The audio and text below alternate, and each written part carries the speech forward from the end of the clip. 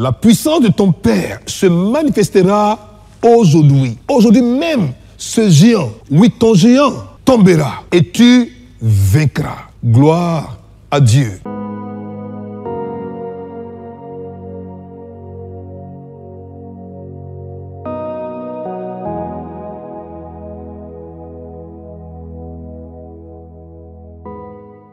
Très heureux de nous trouver une fois de plus un message d'espoir. Et aujourd'hui, nous parlons d'un thème assez intéressant, qui est, quelle que soit la taille du géant, juste une pierre le fera tomber. Très souvent, lorsque nous sommes confrontés à une difficulté, à un ennui, à un obstacle, à une adversité, nous nous laissons impressionner, affaiblis, paralysés, effrayés, troublés par l'apparence extérieure, par la forme, par la hauteur, par la taille, souvent par la grandeur, la difficulté. Et nous oublions que David n'a eu besoin que d'une pierre, une petite pierre polie pour faire tomber le géant qui depuis 40 jours et 40 nuits jetait le trouble et la consternation, la peur, le désarroi parmi le peuple de Dieu. Pourquoi David n'est-il pas allé chercher un char, une grande épée, une arme redoutable pour confronter le géant? Parce que David avait compris que ce n'était pas la taille de l'ennemi qui comptait, mais la taille du nom de Dieu en qui nous comptons qui était important.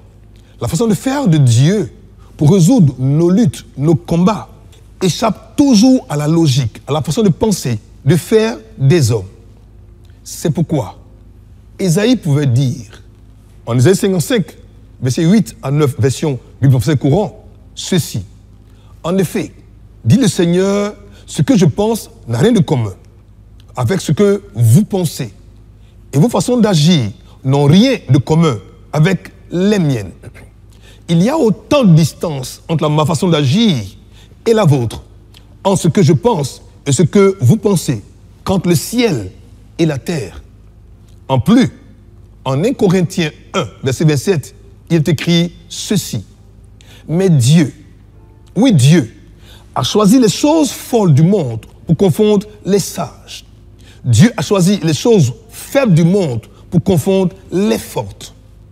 De même que ce n'est pas une seule petite pierre, un seul caillou que le géant a été terrassé. C'est aussi la foi comme un grain de sénévé qui peut faire déplacer une montagne. C'est la technologie d'opération de Dieu. C'est sa façon de faire. Prendre ce que le monde méprise, ne considère pas.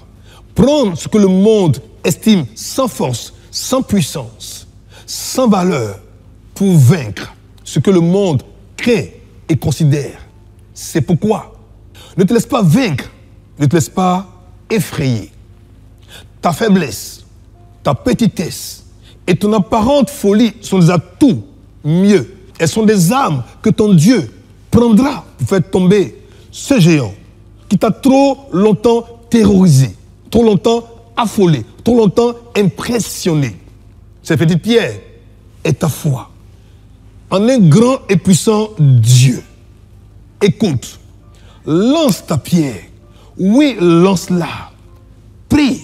Oui, prie encore et lance ta pierre.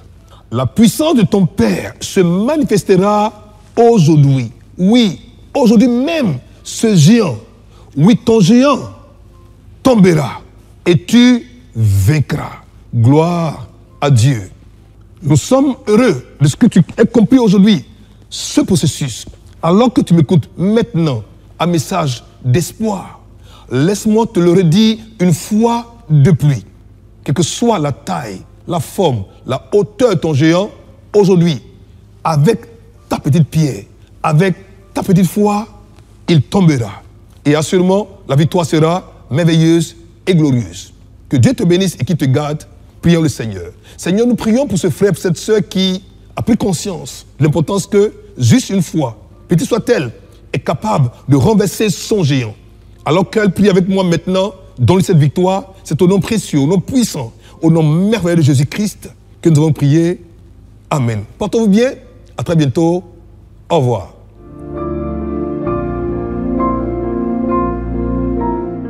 Pour vous vous qui nous suivez et qui nous avez suivi un message d'espoir aujourd'hui et qui avez pris la résolution de donner et d'offrir votre vie au Seigneur Jésus-Christ de Nazareth. Priez comme ceci après moi. Ô Seigneur Dieu, je crois de tout mon cœur en Jésus-Christ, Fils du Dieu vivant.